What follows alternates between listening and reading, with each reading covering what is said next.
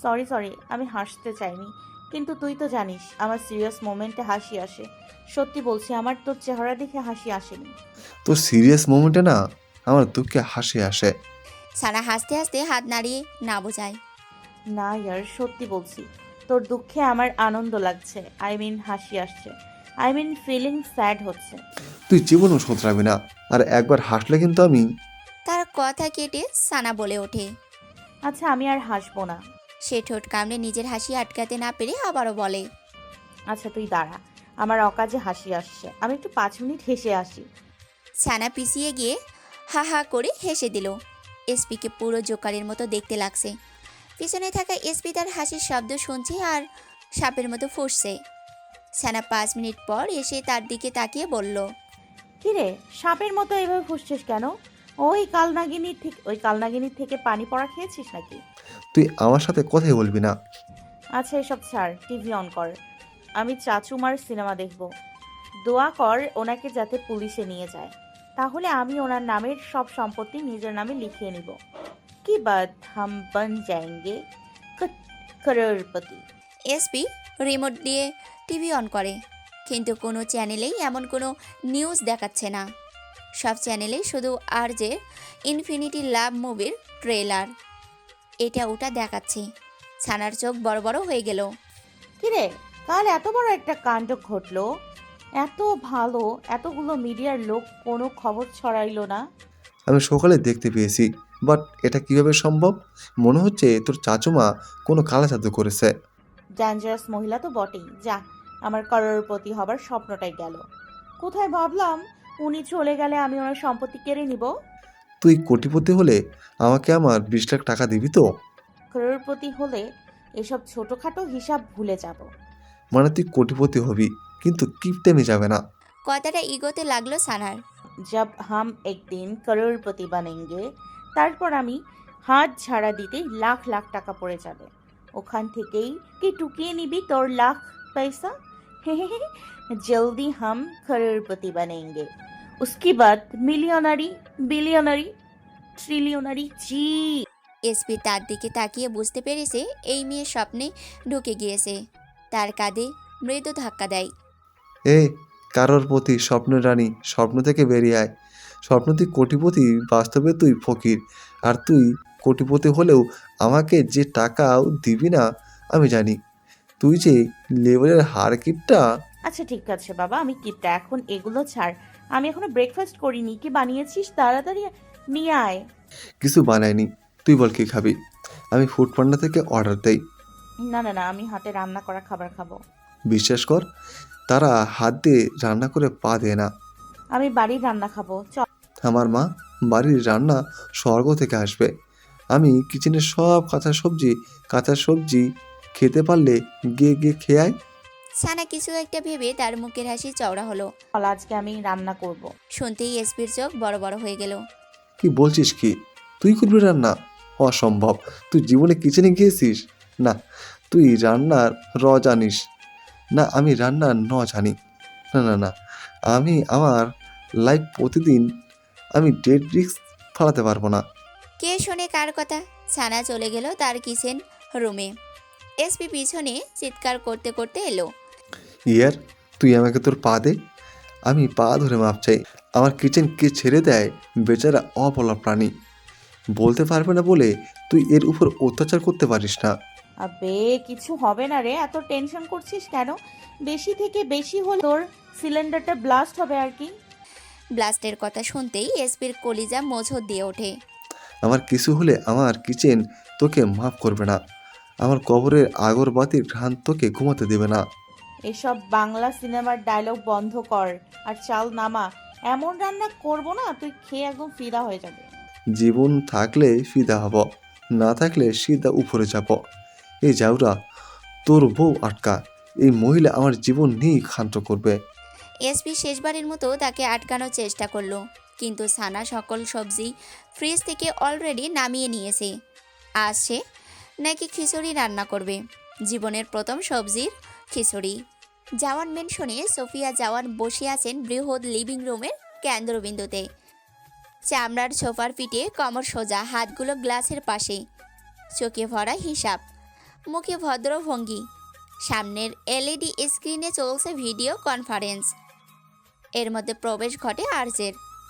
মুখে কোনো ভয় নেই, কোনো তাড়াহুড়া নেই। আরজের নির্ভীক চোখ দেখে সোফিয়ার মনে এক মুহূর্তের জন্য কৌতূহল ফোটে। কেন এই ছেলেটা, যে তার নিজের রক্তের সন্তান, আজ এত সাহস নিয়ে তার সামনে দাঁড়িয়ে? আরজে কিছু না বলে সামনের সোফাতে বসে। হাতের ভঙ্গি সোজা, চোখের ভিতর শূন্যতা নয়, শুধু দৃঢ়তা। তার চোখে আকাশের মতো স্থির দৃষ্টি। সোফিয়া ইশারা করতে মিটিংয়ের সমাপ্তি ঘটে। আরজের দিকে দৃষ্টি স্থাপন করে স্থির কণ্ঠে শুধালো, রণ, তুমি এখানে? আরজে কোনো ভনিতা ছাড়াই বলে ওঠে, তুমি কাল সানার পেছনে আবার লোক লাগিয়েছো। ওয়াই মম? সোফিয়ার চোখের ভিতরেই আগুন আরও লাফিয়ে ওঠে। ওই একটা মেয়ের জন্য আজ রনও তার কাছে কৈফত চাইতে এসেছে। তবুও মুখে ভদ্রতা, কারণ সোফিয়া জানে কখন কাকে কিভাবে বোঝাতে হয়। বেটা, তুমি জানো আমার নিয়ম, যে নিয়ম ভাঙবে ফাঁস হবে। আর যে উঠে দাঁড়ালো। সে জানে সোফিয়া যেটা চায় সেটা সারা পৃথিবী এক করে হলেও করবে ঠিক। তাই কণ্ঠে রুক্ষতা মিশিয়ে শক্ত কণ্ঠে বলল, mom, don't dare to do it again. I swear, তুমি আমার ওয়াইফের দিকে আর একবার হাত বাড়ালে আমি তোমার পুরো সাম্রাজ্যের এক ফোঁটা চিহ্নও রাখবো না। আর তুমি আমার পাগলামো সম্পর্কে খুব ভালো করে জানো, অ্যান্ড আই মিন ইট। তুমি কি আমার বিরুদ্ধে যেতে চাইছো? আর যে দরজার দিকে এগিয়ে এসে আবারও থামলো। যদি বিষয়টা আমার ওয়াইফ হয় তাহলে ধরে নাও তাই। এই বলে আর যে বের হবে, এমন সময় তার নজর আটকায় ডাইনিং স্পেসে দাঁড়িয়ে থাকা মিসেস আয়েশার দিকে। আর যে একবার তার দিকে তাকিয়ে বাঁকা হেসে ভারী ভারী কদম ফেলে চলে গেল। আর যে বের হতেই আব্বাস সোফিয়ার দিকে এগিয়ে আসে। তার বাম হাতের কবজি পর্যন্ত কাটা, সেখানে ব্যান্ডেজ করা, যেটা আর যে কাল সানার দিকে বন্দুক তাক করার জন্য করেছে। লেডি, আপনি বললে। তাকে হাত উঁচিয়ে থামিয়ে দিল। সোফিয়া শক্ত কণ্ঠে বলে ওঠে, না, এবার আর কোনো তাড়াহুড়ো নয়। এমনভাবে কাজটা করতে হবে যেন সাপও মরে, লাঠিও না ভাঙে। কথাখানা বলেই সোফিয়ার অধরে খেলে গেলেও ক্রূর হাসি রেখা, মাথায় খেলে গেলেও বিকৃতি আরেক খেলা। আর হ্যাঁ, ওই মাস্টারকে খুঁজে পেয়েছো? লেডি, ও খুব দুরন্ত। আমার মনে হচ্ছে ওর পেছনে কোনো বড় হাত আছে।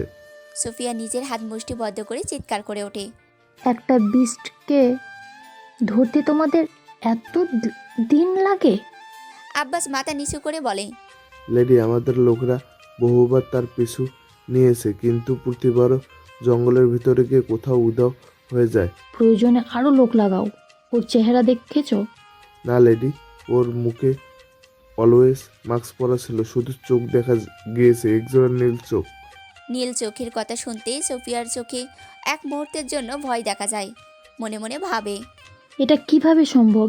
নীল চোখ তো একজনেরই ছিল, কিন্তু ও তো মরে গেছে। তাহলে? পর মুহূর্তে নিজেকে সামলে আব্বাসের দিকে আদেশ সরে, মুসাবকে আমার রুমে ডেকে পাঠাও। এই বলে চলে গেল নিজের রুমে। আর যে জাওয়ান মেনশন থেকে বেরিয়ে গাড়িতে উঠতেই কাইলিন তাকে শুধালো, বস, এই মন্ত্রীকে হাসপাতাল থেকে উঠিয়ে আনা হয়েছে। আর যে ঠোঁটের কোণে বাঁকা হাসির রেশ। ব্ল্যাক মেনশনে চলো। কিন্তু বস, আজকে সন্ধ্যায় আপনার একটা কনসার্ট রয়েছে নিউ ইয়ার উপলক্ষে। I know, I can manage. গাড়ি চলতে শুরু করলো আরজের সেই ব্ল্যাক ম্যানশনের দিকে। এসপির কিচেনের অবস্থা সম্পূর্ণ বেহাল। একটা হাঁড়ি চুলায় বসানো, চুলার আগুন এমনভাবে জ্বলছে যেন নিজেই পালাতে চাইছে। মেঝেতে ছড়ানো চাল, ডাল, সবজি সব মিলিয়ে যুদ্ধক্ষেত্র। দুজনের একজনও সবজি কাটতে পারে না। তারপরও এসপি বউ কসরতে বড় ছোট ত্রিকোণ চারকোণ করে কেটেছে। সানার এক হাতে মোবাইল, অন্য হাতে খুন্তি।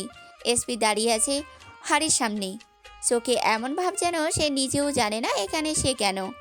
সে করুণ স্বরে আওড়ালো, সানা, এগুলো আমাদের দ্বারা ইম্পসিবল। চল অর্ডার করে ফেলি। সিংগ্রামের মতো আমার ডিকশনারিতে ইম্পসিবলের কোনো শব্দ নাই। শুরু কর। কি শুরু করব? তুই জানিস কিভাবে রান্না করে? সানা আফসোসের সহিত বলে ওঠে, মা কতবার বলতো আয় শোনা একটু রান্না শেখ। এটা শুনতেই বাবা বলতো যেই বাড়িতে আমার একমাত্র মেয়েকে রান্না করে খেতে হবে সেই বাড়িতে আমি মেয়ে বিয়ে দিব না। ব্যাস, আমি 4 লাফ দিয়ে কিচেনের বাইরে। একটু যদি রান্না শিখে নিতাম। এই জন্যই বলছি, চল এর এসব ছাড়। উফ, উম, কোনো ছাড়াছাড়ি হবে না। এভাবেই একদিন ছোট ছোট বালিকণা থেকে মহাসাগর তৈরি হবে। ছোট ছোট বালি থেকে তো মহাদেশ তৈরি হয়। হ্যাঁ, ওই একটা হবে আর কি। এই খিচুড়ি রান্না করতে করতে আমি একদিন অনেক বড় শেফ হয়ে যাব। তারপর আমার অনেকগুলো রেস্টুরেন্ট হবে। চারদিকে আমার নাম ছড়িয়ে পড়বে, সবার মুখে একটাই কথা থাকবে, দ্য গ্রেট সানা শেফ। उसके बाद हम बनेंगे करोड़पति। हमारी हमारी चारों पर तरफ होगी पैसा पैसा। এসপি তার দিকে তাকিয়ে বুঝলো এই মেয়ে আবার স্বপ্নে ডুবে গেছে। এ স্বপ্ন থেকে বেরিয়ে আয়। বাস্তবে ওনার দ্বারা খিচুড়ি হয় না, উনি আবার শেফার স্বপ্ন দেখে। হবে হবে, একদিন সব হবে। তুই এখন ইউটিউবে ভিডিও লাগা।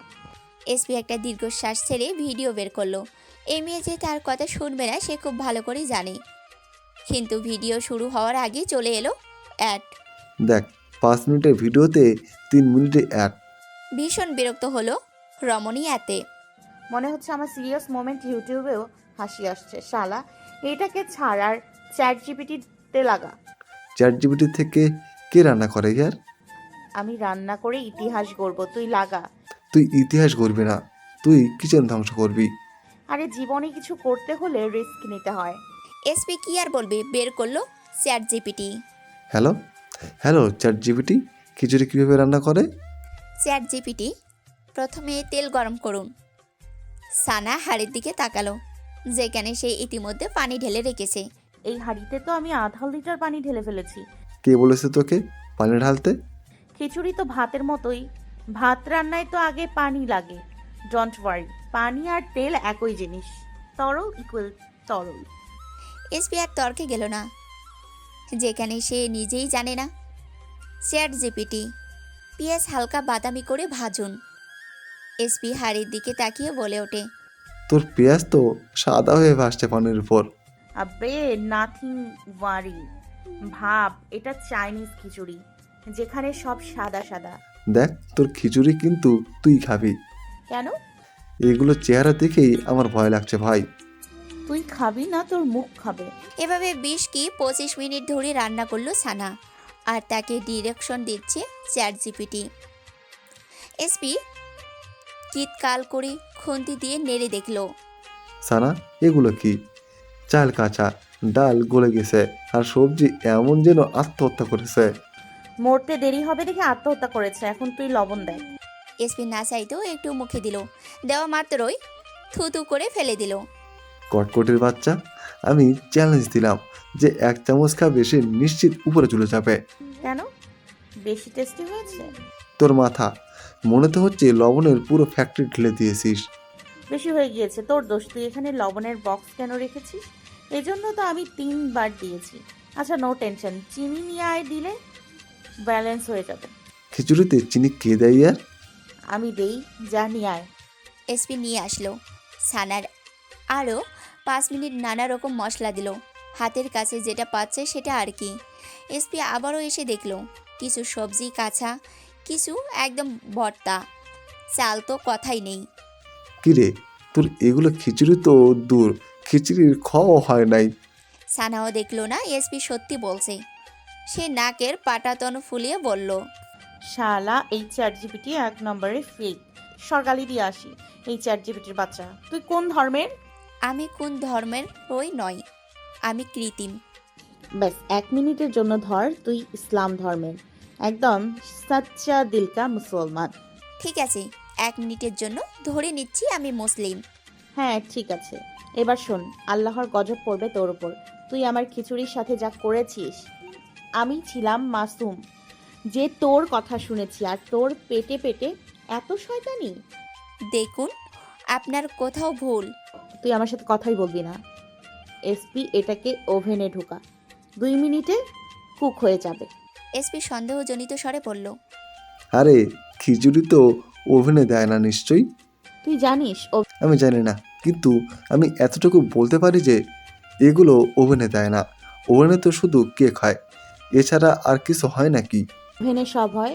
ওভেনের OVEM মানে কি? কি? সানা শতভাগ আত্মবিশ্বাসের সাথে বলে, অল কুক ইন দেয়ার। আমি এত কিছু জানি না। আমার ওভেনের কিছু হলে আমি কিন্তু এটা তোর জামাইয়ের থেকে নেব।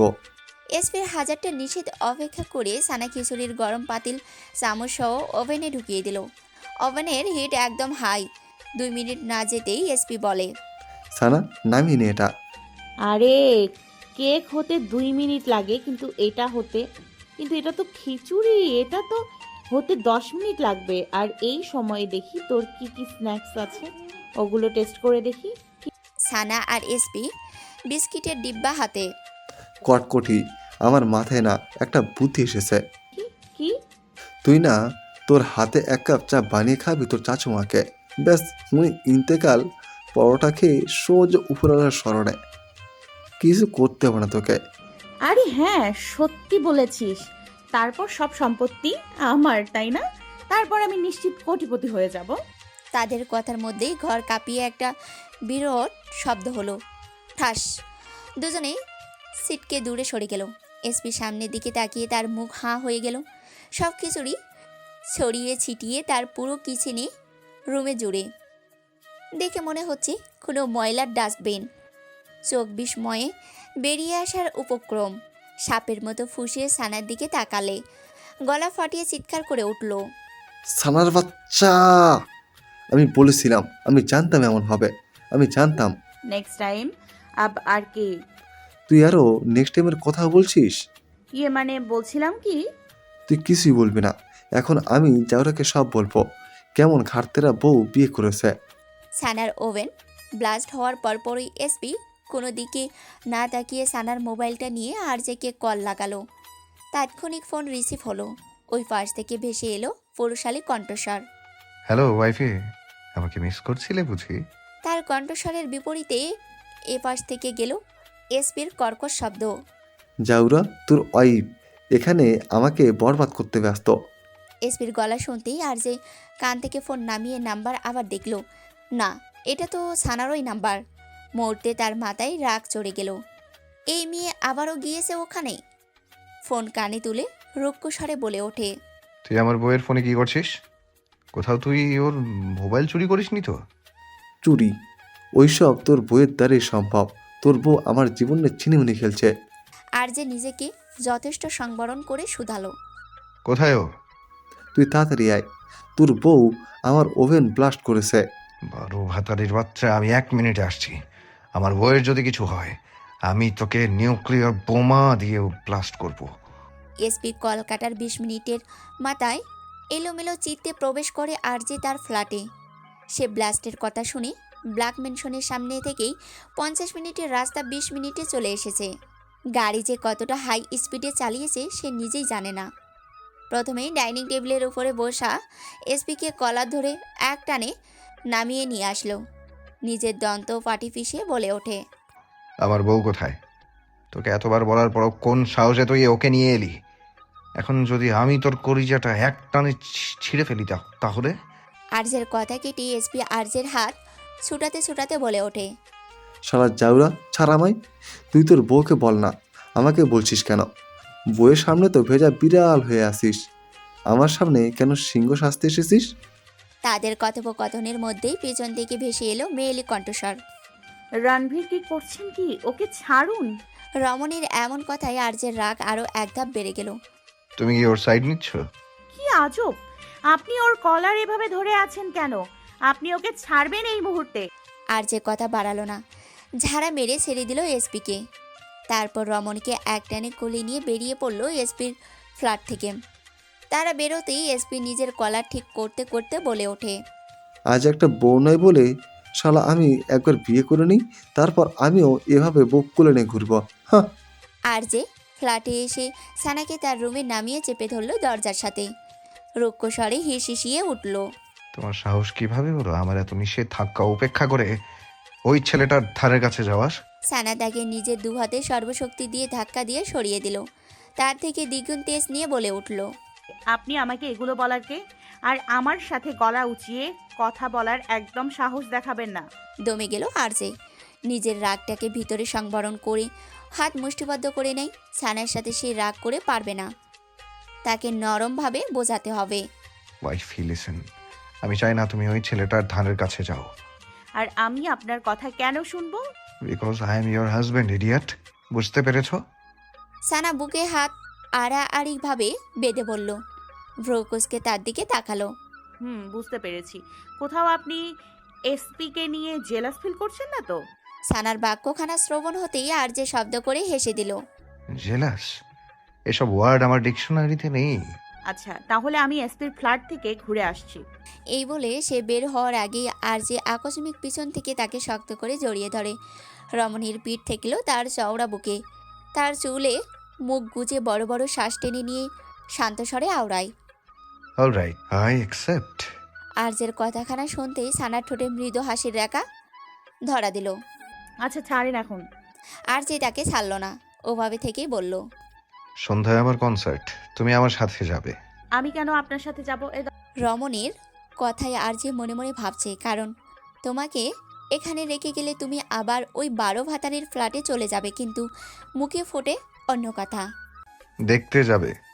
সানা এক মুহূর্ত ভেবে হ্যাঁ বলে দিল। এমনিতেই সে বাড়িতে বসে কিবা করবে। আপনি জওয়ান মেনশন থেকে এসেছেন, তাহলে আয়েশা খালা কোথায়? আর যে একটা দীর্ঘশ্বাস ছেড়ে তাকে নিজের দিকে ফিরিয়ে সানার মসৃণ গালে নিজের খসখসে হাতখানা রেখে স্থির কণ্ঠে শুধালো। লিসন ওয়াইফি, তুমি মুখোশধারী মানুষগুলোকে বিশ্বাস বেশি করে ফেলছো, যারা সব সময় তোমার ক্ষতি করতে ব্যস্ত ছিল। বুঝল না রমণী তার কথার অর্থ। কপালে ভাঁজ ফেলে জিজ্ঞেস করে। মানে মিসেস আয়েশা আর আসবেন না এখানে। কেন? এসব বাদ দাও, তুমি ওর ধারের কাছেও থাকবে না। আর হ্যাঁ, কনসার্টে তুমি আমার সাথে যাবে। জেবি প্রোডাকশন হাউসের সামনে একের পর এক বিলাসবহুল গাড়ি এসে থামছে। আজকে ড্রিম অফ লিবার্টি মুভি নিয়ে সকলের একসাথে মিটিং রয়েছে। মিটিং রুমে উপস্থিত হলো রিয়ানা, ইবন মির্জা, ঈশানী, সারাত ও সকল টিম মেম্বারদের হেডরা। অপেক্ষা আরজে ও সানার। কিন্তু সকলের চোখ বিস্মিত হলো যখন সানাকে আরজের সাথে প্রবেশ করতে দেখল। তার মধ্যে 2 জোড়া চোখ জ্বলে উঠল। নিউ ইয়ারের রাত। ঢাকার বুকে তখনও পুরোপুরি নামেনি, কিন্তু শহরের বাতাসে উৎসবের কম্পন হওয়ার আগেই জমে উঠেছে। ঠিক রাত 9টায় আরজের কনসার্ট। আলো, শব্দ আর মানুষের উন্মাদনায় সব মিলেমিশে একাকার। আরজে কখন থেকে রেডি হয়ে লিভিং রুমে দাঁড়িয়ে অপেক্ষা সানার। তার পরনে গভীর কালো রঙের লং কোট, কাঁধে কাস্টম কাট, ভিতরে কালো শার্ট, কলার খোলা, হাতের কবজিতে ভারী কালো ঘড়ি, চামড়ার বুটে ধাতব ফিনিশ, চোখে মুখে গাম্ভীর্যতার চাপ। আর যে বারবার হাত ঘড়ির দিকে তাকাচ্ছে। গত 1 ঘন্টা ধরে সে অপেক্ষারত, কিন্তু এই মেয়ে নামার কোনো নাম নেই। সে উপরে যাবে এমন সময়ে নজরে আসে কালো শাড়িতে তার প্রিয়সীকে।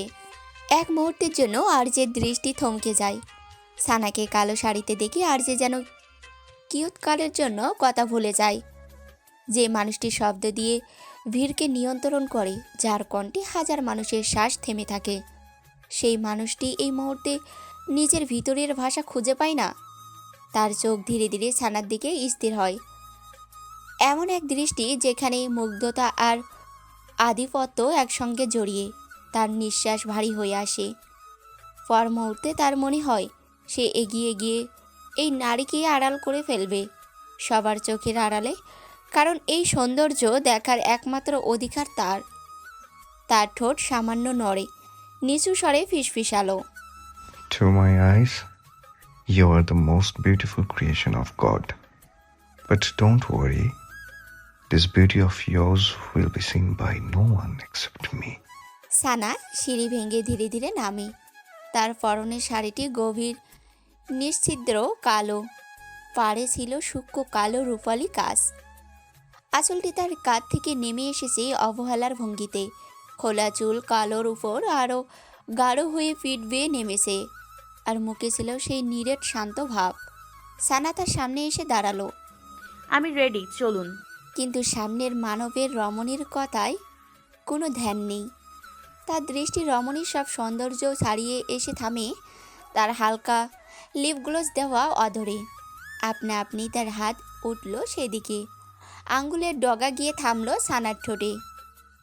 ঘোরের মধ্যে সে ফিসফিস করে বলে উঠল, What is it glowing like that? Even the look of it feels dangerously enticing. সানা কপালে ভাঁজ পেলে তার দিকে তাকায়। রণভীর রমণীর বাকি বাক্যটুকু তার কণ্ঠস্বরেই রয়ে গেল।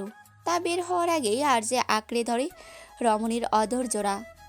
সানা দু হাতে তাকে বাধা প্রদানের আগেই আরজে নিজের এক হাতে তার দুহাত বন্দি করে নেয়।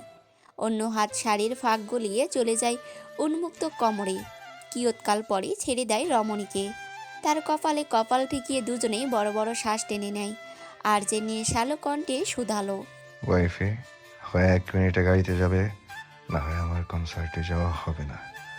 আর যে সানাকে ছাড়তেই মানবী কোনো দিকে না তাকিয়ে চলে গেল পার্কিং লটের দিকে। পিছনে আর যে ঠোঁট কামড়ে হেসে তার দিকে তাকিয়ে।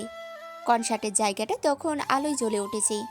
খোলা আকাশের নিচে বিশাল মঞ্চ, স্টেজের চারপাশে আগুনের মতো আলো, লেজার বিম কেটে যাচ্ছে অন্ধকার। সাউন্ড সিস্টেমের কম্পনে মাটিও যেন কেঁপে উঠছে। ফ্যানদের ঢল থামার নাম নেই। সামনের সারিতে উন্মুক্ত চিৎকার, পিছনে মোবাইলের আলো, মনে হচ্ছে হাজার হাজার ছোট তারা একসঙ্গে জ্বলছে। আরজের কনসার্ট শুরু হওয়ার কথা ছিল 9টায়। সেখানে আরজে সাপ বলে দিয়েছে সে 11টায় উঠবে। কেউ তার উপর একটা কথাও বলতে পারেনি। আরজে ভারী ভারী কদম ফেলে স্টেজে পা রাখে। ভিড় একসঙ্গে গর্জে ওঠে। সে হাত নাড়িয়ে সকলের উচ্ছ্বাস আরও বাড়িয়ে দিল। সে মাইকের সামনে দাঁড়ায়, কিন্তু দৃষ্টির সামনে থাকা ভিড়ে নয়, দূরে থাকা ভিআইপি কেবিনের কাছের দিকে। সেখানে সানা দাঁড়িয়ে আলো আর কাছের আড়ালে। অন্যদিকে সানা মনে মনে ভীষণ বিরক্ত। কোথায় সে ভেবেছিল এখানে এসে ছবি টবি তুলবে মানুষের ভিড়ে, আর এই লোক কি না তাকে এখানে বন্দি করে রেখেছে। তার থেকে তো ভালো ছিল সে বাড়িতেই থাকতো। তার উপরে দরজায় দাঁড়িয়ে আছে 2 বিদেশি সান্ডা। সে কতক্ষণ পায়চারি করে আবারও কাছের দিকে এগিয়ে যায়। তীক্ষ্ণ চোখে দূরে দাঁড়িয়ে থাকা আরজের দিকে তাকায়, যেন চোখ দিয়েই তাকে খেয়ে ফেলবে। সে যদি জানতো এই লোকের পেটে পেটে এত প্যাঁচ, তাহলে জীবনেও আসতো না। এদিকে আরজের ছানার এই অবস্থা দেখে মনে মনে হেসে কুটি কুটি। আজ ভালো মতো জব্দ করতে পেরেছে এই মেয়েকে। তাকে জ্বালানো বুঝুক মজাটা একটু। দৃষ্টি সানার দিকে রেখেই হাত চলে গেল গিটারে। টুংটাং শব্দ তুলে আরজে নিজের সুরে ছাড়ে। সানা কেবিনের ভিতর দাঁড়িয়ে আরজের কণ্ঠ শোনে নীরবে। কাছের 2 পাশে দাঁড়িয়ে দুজন মানুষ একে অপরকে দেখছে। মাঝখানে শব্দ, আলো আর মানুষের ঢেউ। আমি শুধু চেয়েছি তোমায়, আমি শুধু চেয়েছি তোমায়। প্রায় মধ্যরাতের দিকে আরজে ব্ল্যাক স্পেসে আসে। সে কনসার্টের পর সানাকে এখানে রেখে জেবিতে চলে গিয়েছিল। সেখান থেকে এই মুহূর্তে বাড়ি ফিরেছে, ঠোঁটে প্রশান্তির হাসির ছাপ। রুমে গিয়ে শাওয়ার নিয়ে বের হতেই তার ফোন বেজে ওঠে। আর যে ফোন ওঠাতেই ওই পাশ থেকে এলো জ্যাকের কণ্ঠস্বর। বস, ওই মন্টিকে কি করব? আপনি বললে। জ্যাকের বাক্য সম্পূর্ণ হওয়ার আগেই আর যে রুক্ষ স্বরে বাক্য ছড়ে। রেখে দাও ওটাকে, আমি নিজে দেখব। আর পানি খাবার সব বন্ধ করে দাও। ওকে তো আমি তিলে তিলে মারবো। আর যে একান্ত জিনিসের দিকে নজর দেওয়ার পরিণাম ওকে আমি হাড়ে হাড়ে বোঝাবো। কিন্তু বস, ওই অফিসার মন্টিকে খোঁজ করছে। তুমি জানো তোমাকে কি করতে হবে? ওকে বস, কিন্তু লেডি মমকে আমি দেখে নেব। এই বলে আর যে ফোন কেটে দিল। সেই পুরোনো রুটিন মাফিং চলে এলো সানার রুমে। রমণী তো ঘুমে একদম তলিয়ে। প্রথমে সানার মুখের উপর ঝুঁকে তার মুখের প্রতিটা পার্ট খেয়াল করলো। সেটাই আবার অধর ছোয়ালো, আবার হাত দিয়ে আঁকি বুকি করতে লাগলো সারা মুখে চুমু খেয়ে। তারপর কমফোর্টার টেনে সানাকে জড়িয়ে ধরে ঘুমিয়ে পড়ল আর যে।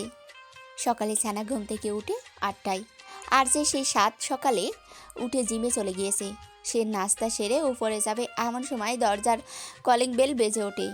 মেঘা দরজা খুলতেই প্রবেশ ঘটে এসপির।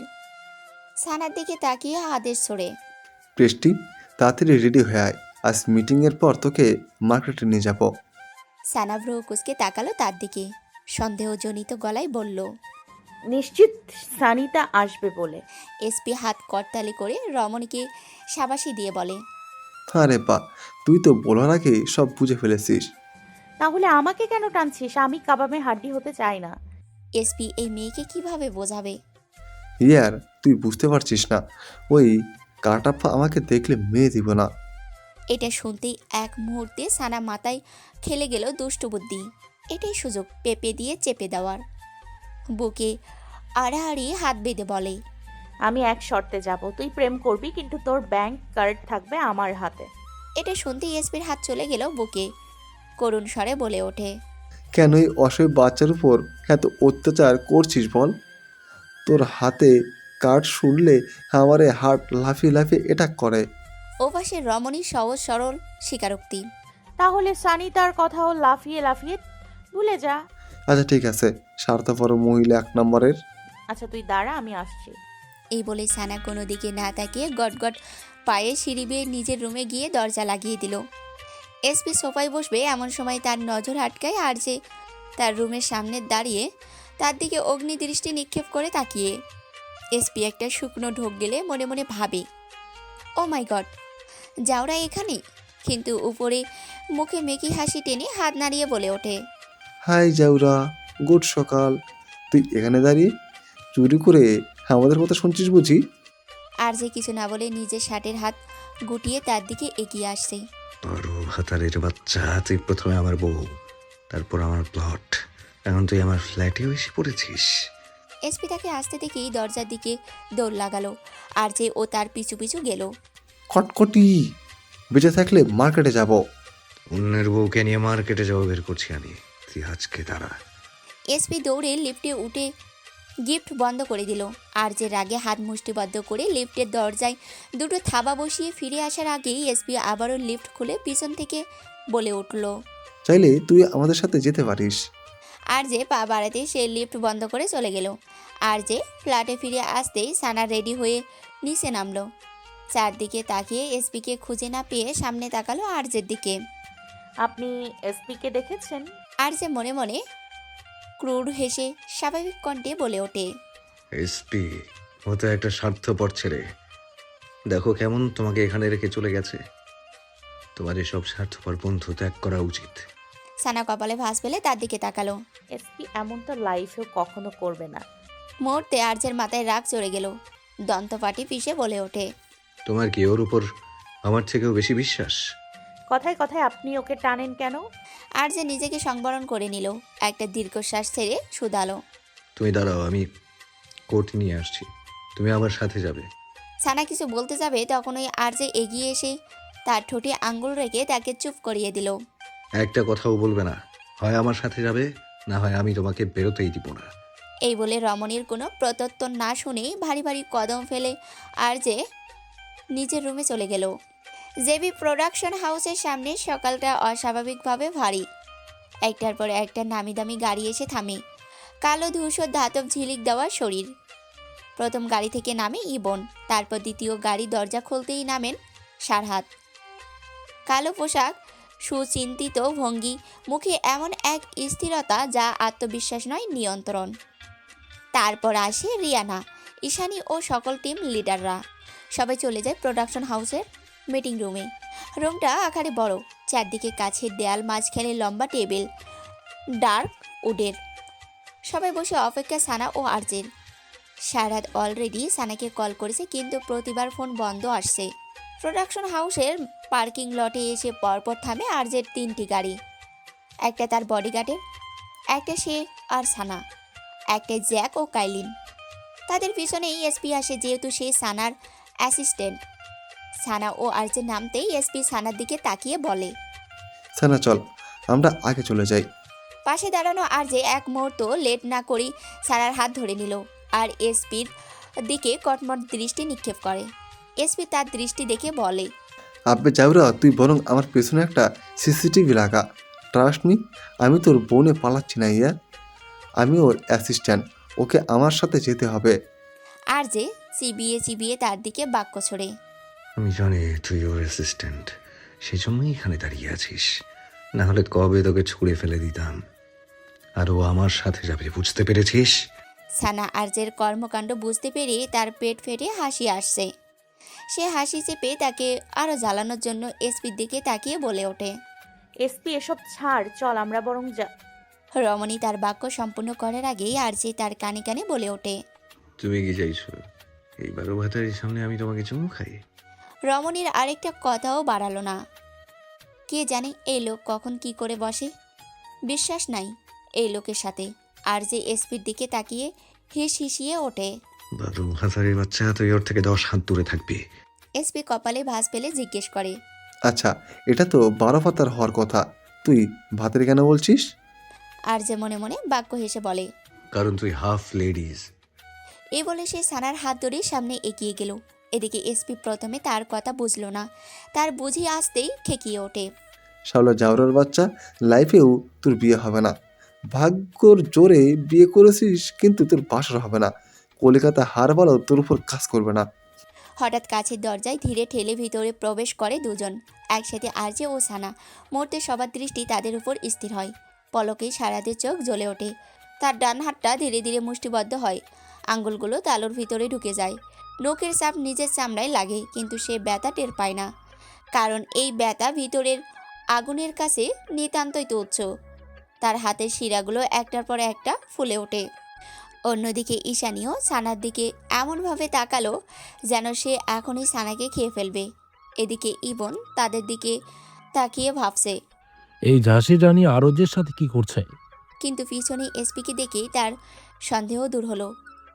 হতে পারে তারা একসাথে এসেছে, কিন্তু সারাদের ভিতর চলছে তুমুল যুদ্ধ।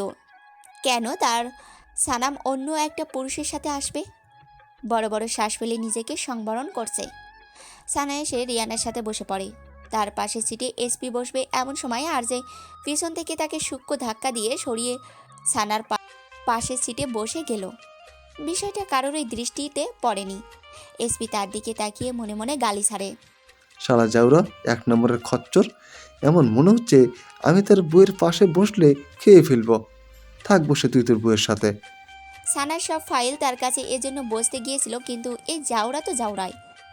সে ঘুরে চলে গেল সারহাদের পাশের চেয়ারে, যেটা সারাত রেখেছিল সানার জন্য। সে বসতেই সারাত তার দিকে ঝুঁকে গম্ভীর স্বরে আওড়ালো। সিমরান ওই আর্দ্রের সাথে কেন এসেছে? এসপি তার ভাইয়ের এমন প্রশ্নে কিছুটা হতবিহ্বল হয়ে পড়ে। তার ভাই হঠাৎ সানার ব্যাপারে কেন জিজ্ঞেস করছে? সে মূলত তো সানার বিষয় নিয়ে কারোর সাথে আলোচনা করে না। ও তো আমার সাথে এসেছিল পার্কিং লটে। আরজের সাথে আমাদের দেখা হয়েছিল। আরজে তাকে ড্রেস সম্পর্কে জিজ্ঞেস করেছিল। বাক্যখানা শ্রবণ হতে সারাতের রাগ কিছুটা কমে আসে। সে মুষ্টিবদ্ধ হাতটা আস্তে আস্তে খুলে ফেলে। তারপরও তার আরজের সাথে সিমরানের বসাটা একদম ভালো চোখে নিতে পারছে না। বারবার তাদের দিকে তাকাচ্ছে। তার তাকানো নজর এড়ায়নি রিয়ানার। সে তার দৃষ্টি অনুসরণ করে সানাকে দেখে মনে মনে তাচ্ছিল্য হাসে, তবে মুখে কিছুই বলে না। মিটিং শুরু হয়। কাগজে কলম চলে, কথা বলা হয় প্রজেক্ট নিয়ে, কিন্তু সারাদের ভিতরে একটা সিদ্ধান্ত চুপচাপ দাঁড়িয়ে যায়। এদিকে আর যে ঠোঁট কামড়ে হেসে টেবিলের নিচে রমণীর হাত শক্ত করে ধরে আছে। সানা বারবার জোর করা সত্ত্বেও সে ছাড়ছে না। জেবি প্রোডাকশন হাউসের সামনে থেকে বের হলো ইবনের পরপর 3টি গাড়ি। মাঝখানে সে সামনেও পিছনের গাড়ি দুটিতে তার সিকিউরিটি। কিছু দূর এগিয়ে যেতেই হঠাৎ তার সামনের গাড়িটা ব্লাস্ট হয়ে যায়। চোখের সামনে এমন অগ্নুৎপাত হতে দেখে পরপর পিছনে 2টো গাড়ি থেমে গেল। ইবনের চোখে বিস্ময়। তার হাত উপরে উঠাতেই বুঝল তার কোটের পকেটে কিছু রাখা। সে সেটা বের করতেই দেখল একটা কার্ড, যেখানে কালো কালিতে লেখা। আর একবার ব্ল্যাক হান্টারের জিনিসের দিকে তাকালে বম এই গাড়িটাতে থাকবে, দ্যাটস দ্য লাস্ট ওয়ার্নিং। কিন্তু ইবনের মনে চলছে অন্য কথা। কে এটা তার পকেটে রাখলো? সে তো শুধু কর্মমর্দন করেছিল। আর যে ও সারাদের সাথে তাহলে? জেবি প্রোডাকশন হাউসের মিটিং রুমে চলছে আলাপ আলোচনা। কাগজের উপর কলম চলার খসখস শব্দ। সবার মুখের ভঙ্গি সিরিয়াস। ডিসাইড হয় আর যে ড্রিম অফ লিবার্টি মুভির মেন থিম ইন্ডিয়াতে শ্যুট করা হবে। বাংলাদেশের শ্যুট হওয়া পার্টগুলো 3 কি 4 দিনের মধ্যে কমপ্লিট করে তারা ইন্ডিয়াতে চলে যাবে। মিটিং শেষ হতেই সানার ফোনে রত্নার কল আসে। আর চোখে লক্ষ্য করলো সানার ফোন। কোন মেয়ের নাম দেখেই সে অবশেষে হাত ছাড়ল সানার। এতক্ষণে সানা হাত ছাড়ানোর জন্য বহু চেষ্টা করেছে, কিন্তু আর যে ছাড়েনি। শেষমেশ সানা অনেকগুলো চিমটিও কেটেছে, কিন্তু পাশে বসা মানবের কোনো হেলদোল দেখা গেল না। তার হাত ইতিমধ্যে জায়গায় জায়গায় লাল হয়ে উঠেছে সানা চিমটির তোপে। একটানা 2 ঘন্টা হাত ধরে রাখার কারণে দুজনের হাতই ঘেমে গিয়ে একাকার। সানা উঠে দরজার সামনে যেতেই ইবন পিছন থেকে তাকে ডেকে ওঠে। এই মিস ঝাঁসি কি রানী? সানা পিছন ফিরে তার দিকে তাকালো। তার এই মুহূর্তে ভীষণ বিরক্ত লাগছে। সে ভুলে একবার গালি দিয়ে ফেলেছে, তাই বলে কি রোজ রোজ তাকে এই নামে ডাকতে হবে নাকি? খেয়ে দিয়ে কাজ নাই এই লোকের। ইবন রমণীর ভাবনার মধ্যেই তার সামনে হাত নাড়িয়ে বলে ওঠে। मिस झांसी की रानी कहाँ खो गई थी आप? সানা মুখে মেকি হাসি টেনে বলে ওঠে। কিছু বলবেন? অ্যাকচুয়ালি আমার পার্টির জন্য কিছু নতুন ডিজাইনিং করা স্যুট লাগবে। আপনার ডিজাইন আমার ভীষণ পছন্দের। You will be my designer. মানে? আই মিন আমি আপনার পার্টি পোশাকে নতুন কিছু ডিজাইন দেখতে চাই। ওকে, আমি আপনাকে আমার ডিজাইনের কিছু কপি পাঠিয়ে দিব। ওকে। ইবন হ্যান্ডশেকের জন্য তার দিকে হাত বাড়িয়ে দেয়। সানা তার হাতের দিকে তাকিয়ে শেষবারের মতন একটা হাসি উপহার দিয়ে চলে গেল। মিটিংয়ের কেউই তাদের খেয়াল না করলেও 2 মানবের চোখ এড়ায়নি। আর যে ওই সময় ইবনের মুখে ঝাঁসির রানী নাম শুনেই চোয়াল শক্ত করে উঠে যেতে চেয়েছিল, কিন্তু রিয়ানা তাকে বাধা দিয়েছে। কি করছো তুমি ভাই? চারিদিকে এত মানুষ, আর তারা প্রফেশনাল কথা বলছে। সে বসে আগুন জ্বলা দৃষ্টিতে তাকিয়ে মুষ্টিবদ্ধ হাতটা টেবিলের নিচে রেখে দেয়।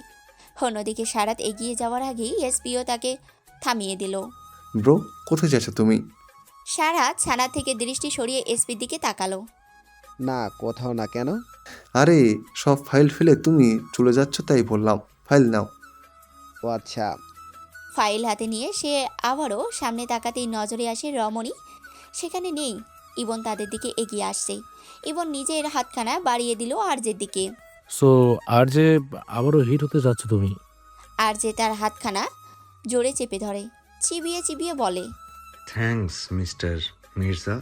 ইবন বহু কসরতে আরজের থেকে হাত ছুটিয়ে সারাদের দিকে চলে গেল। সেখানেও তার সাথে একই ঘটনা ঘটল। ইবন শেষবারের মতো তাদের দিকে বিরক্তিসূচক দৃষ্টি নিক্ষেপ করে চলে যায়। আরজে ও সারা তার যাওয়ার দিকে তাকিয়ে ঠোঁটে ফুটে ওঠে ক্রূর হাসি রেখা। এসপি সারাতকে সানাকে বাড়ি দিয়ে আসবে বলে বেরিয়ে পড়ে। তারপর একের পর সকলে বেরিয়ে যায়, শুধু বসে আরজে ও সারাত। আরজে অলরেডি সানাকে মেসেজ পাঠিয়ে বলে দিয়েছে সে যেন চুপচাপ গাড়িতে গিয়ে বসে থাকে, আরজে 5 মিনিটে চলে আসবে। আর যদি কোনো ক্রমে 12 ভাতারির সাথে দেখে তাহলে আজ ওই ছেলের শেষ দিন হবে। জেবি প্রোডাকশন হাউসের সামনে থেকে বের হলো ইবনের পরপর 3টি গাড়ি। মাঝখানে সে সামনেও পিছনের গাড়ি দুটিতে তার সিকিউরিটি। কিছু দূর এগিয়ে যেতেই হঠাৎ তার সামনের গাড়িটা ব্লাস্ট হয়ে যায়। চোখের সামনে এমন অগ্নুৎপাত হতে দেখে পরপর পিছনে 2টো গাড়ি থেমে গেল। ইবনের চোখে বিস্ময়। তার হাত উপরে উঠাতেই বুঝলো তার কোটের পকেটে কিছু রাখা। সে সেটা বের করতেই দেখলো একটা কার্ড, যেখানে কালো কালিতে লেখা। আর একবার ব্ল্যাক ইন্টারের জিনিসের দিকে তাকালে বম এই গাড়িটাতে থাকবে। That's the last warning. কিন্তু ইবনের মনে চলছে অন্য কথা। কে তার পকেটে রাখলো? সে তো শুধু কর্মমর্দন করেছিল শুধু আরজে ও সারাদের সাথে। তাহলে সে কাটকানা হাত দিয়ে দুমড়ে মুচড়ে চোয়াল শক্ত করে গ্লাস দিয়ে ফেলে দিল। কল করে তার লোকেদের আদেশ ছড়ে। যেই কাজটা করেছে 24 ঘন্টার মধ্যে আমি তাকে চাই। সানা বেরিয়ে লিফটের সামনে যাওয়ার আগেই পিছন থেকে ভেসে এলো ঈশানের কণ্ঠস্বর। ডাইনি শোন। সানা ঘাড় ঘুরিয়ে পিছন ফিরে তাকালো। তোর সাথে কথা বলার মতো টাইম বা সময় আমার কাছে নেই। তুই আইজি থেকে দূরে থাকবি। বাক্যখানা শ্রবণ হতেই সানা শব্দ করে হেসে দিল। চোরের মায়ের বড় গলা। মানেটা হচ্ছে তোর মাথার দোষ। একে তো হাজবেন্ড আমার, তার উপর তুই আমাকেই বলছিস দূরে থাকতে। How funny. দেখ, আমাকে একদম বাধ্য করবি না, না হলে তুই কি কচু করবি আমার? করে দেখা। যদি করতে না পারিস তাহলে আমি তোর কানের নিচে এমন বাজনা বাজাবো না, তোর একদম এলডি হয়ে ডিওএস এ চলে যাবি। ঈশানী কপাল সামান্য কুঞ্চিত করে বলে। মানে? পিছন থেকে এসপি এগিয়ে এসে দাঁড়ায়। সানা ঈশানের প্রত্যুত্তর না শুনে চলে গেলে লিফটের দিকে। লিফট খুলতে সানা প্রবেশের আগে ঈশানী পেছন থেকে দৌড়, তার আগে ঢুকবে এমন সময় এসপি হাত দিয়ে বাধা দিল। Ladies first. পিছনে থেকে সানা তাকে ধাক্কা দিয়ে সরিয়ে অ্যাটিটিউড নিয়ে ঢুকে গেল। এসপি ঈশানীর দিকে তাকিয়ে বাঁকা হেসে এই বলে দুজনেই তার দিকে তাচ্ছিল্যের হাসি দিয়ে লিফট বন্ধ করে চলে গেল।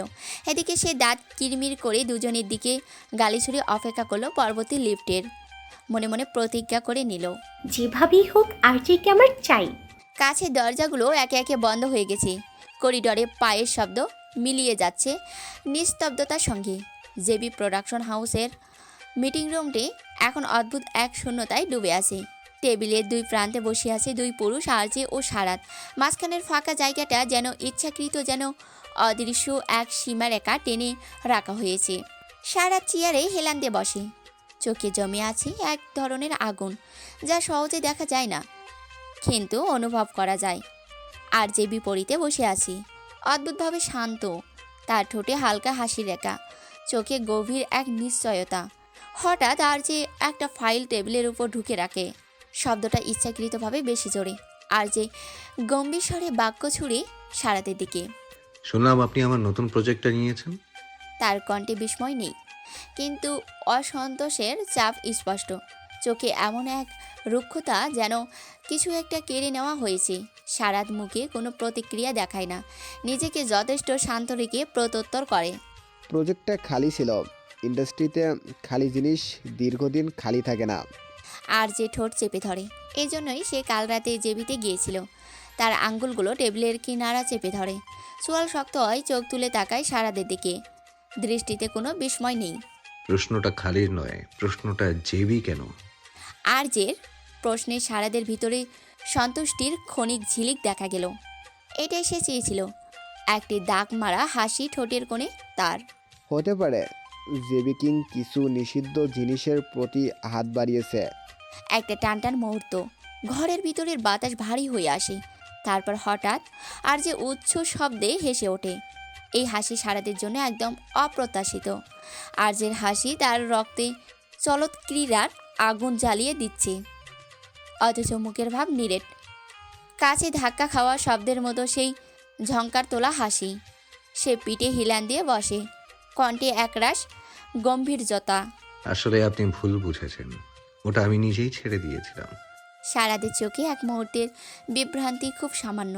এটা তার প্রত্যাশার বাইরে। আর যে সামনের দিকে ঝুঁকে আসে। কিছু জিনিস মানুষ ছেড়ে দেয় পরীক্ষা করার জন্য কে কত দূর যেতে পারে। আমার জিনিস কেড়ে নেওয়ার ক্ষমতা সৃষ্টিকর্তা ছাড়া আর কারোর নেই। তার বাক্যখানা শ্রবণ হতেই সামনের মানবের নীরবতা ভেঙে প্রত্যুত্তর আসে। আপনি ধর্মে বিশ্বাসী? এটা জানতাম না। আর যে নিজের ঠোঁট সামান্য বাঁকায়। যাকে আমি যতটুকু জানতে দিয়েছি সে অতটুকুই জানে, না কম না বেশি। এক মুহূর্তের নীরবতা।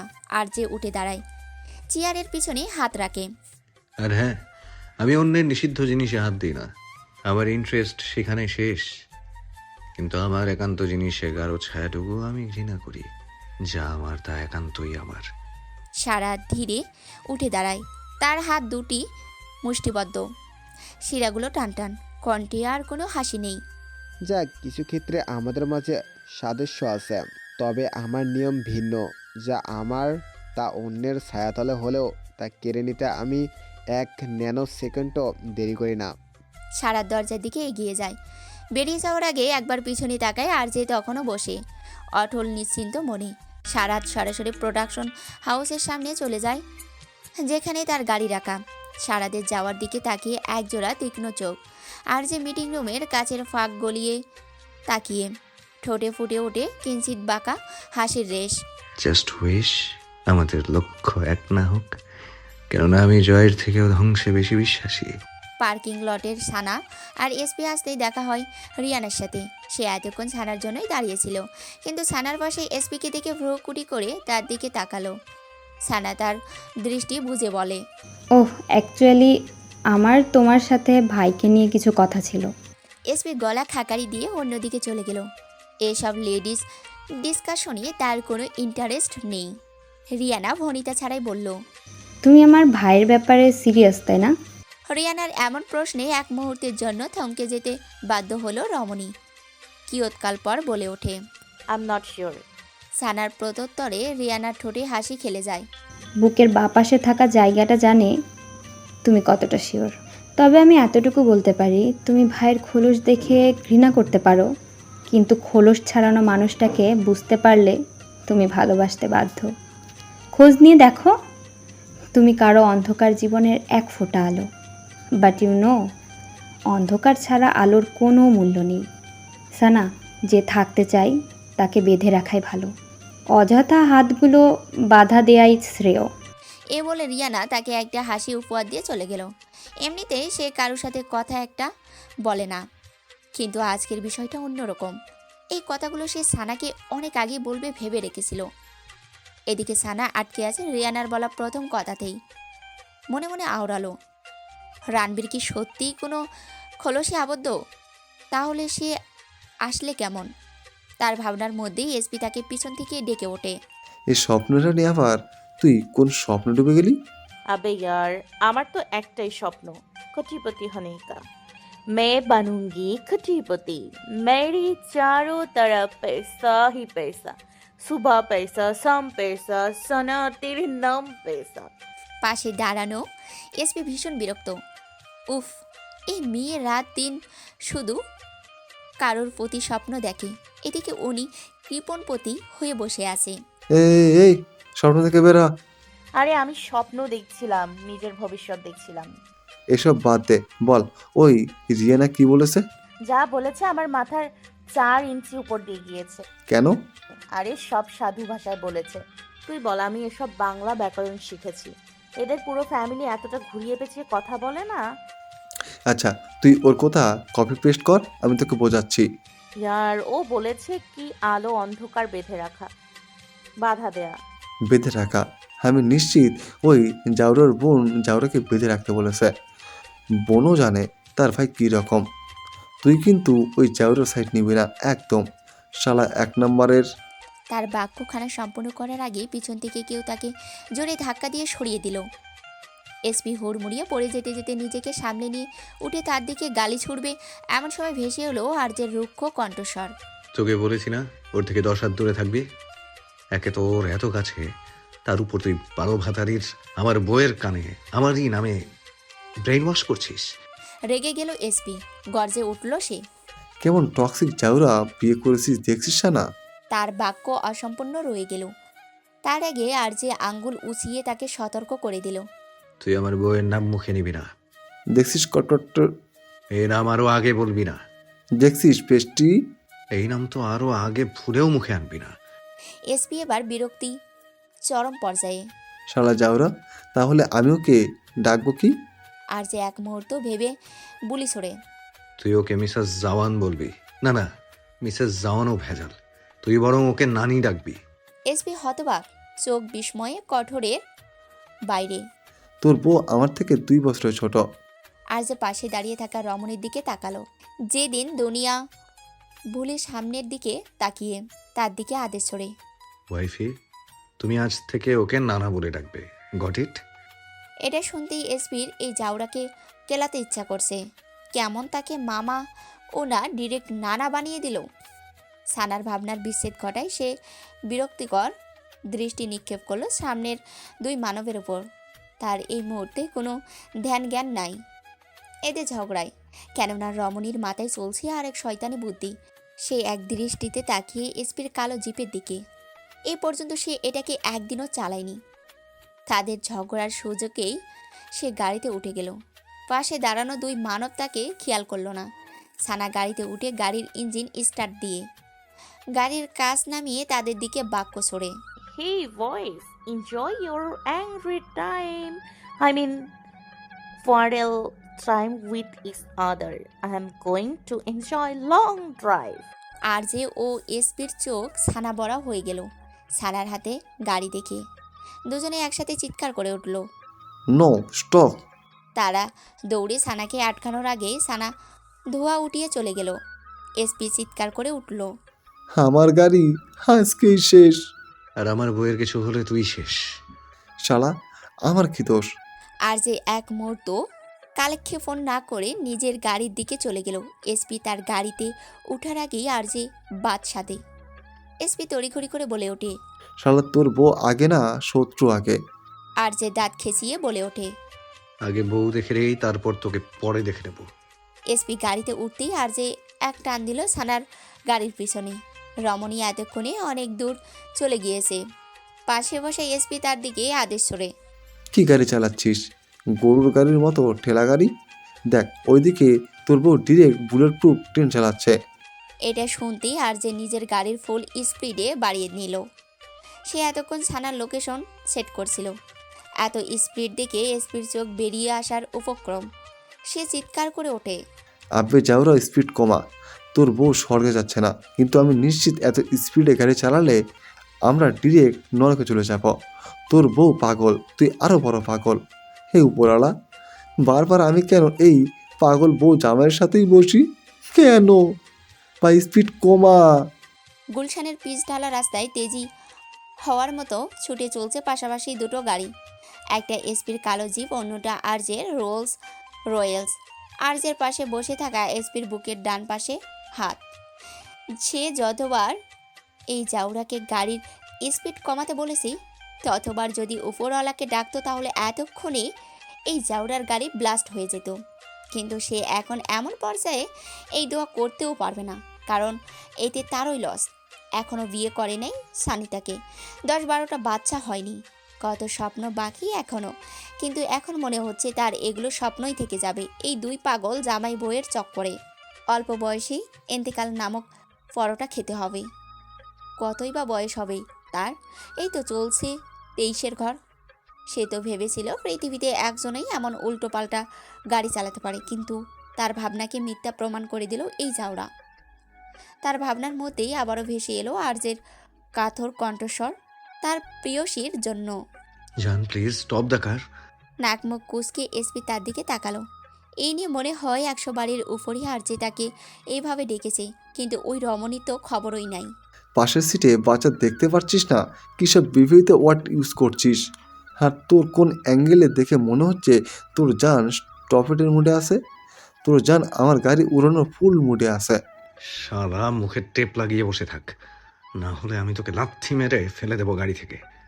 সুইট হার্ট, গাড়ি থামাও। এসব সুইট ওয়াল তোর বইয়ের উপরে কাজ করবে না।